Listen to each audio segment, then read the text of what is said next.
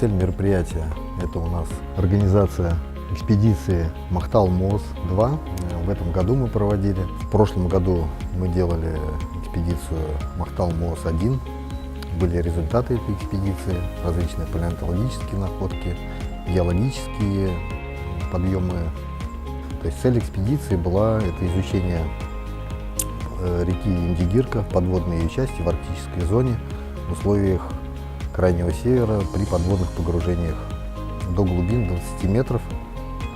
Температура воды доходила до минус 2 градусов.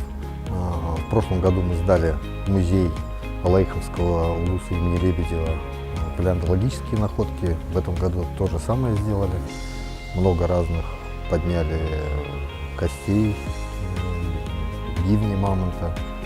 Я думаю, что в дальнейшем мы планируем на будущий год совместно какие-то экспедиции провести, может быть, кого-то подключить из студентов, может быть, Российскую академию наук.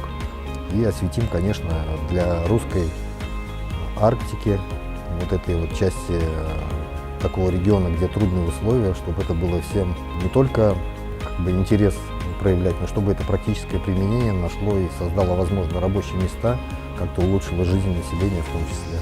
Приехали ребята на нашу славную Индигирку.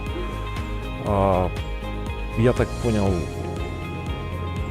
для них это впервые попасть в такие мероприятия. Я здесь с 2008 года ныряю, то есть для нас это как бы обыденность с одной стороны, да? С другой стороны тоже есть свой интерес.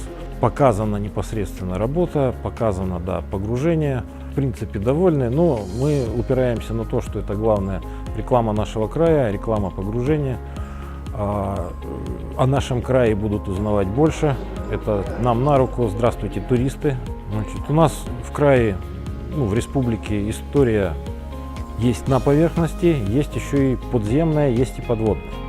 Почему бы не приобщиться к именно подводной археологии, заняться изучением нашего подводного мира, не обязательно в крайнем севере, тут достаточно уже и окружности Якутии, Якутска. Поэтому приглашаем всех на увлекательные погружения, занятия подводным спортом, дайвингом в республике Якутия.